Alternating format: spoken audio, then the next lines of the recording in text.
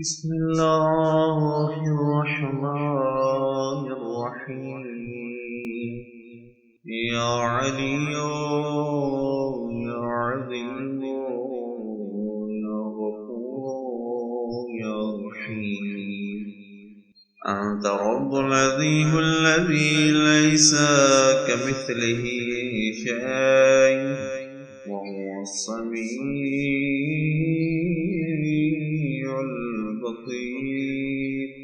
وهذا شهر عظمته وكرمته وشرفته وفضلته على الشهور، وهو الشهر الذي فرضت صيامه عليه، وهو شهر رمضان الذي أنزلت فيه القرآن هدى للناس وبينات من الهدى والفرقان، وجعلت فيه ليلة القدر وجعلتها خيرا من 1000 شهر.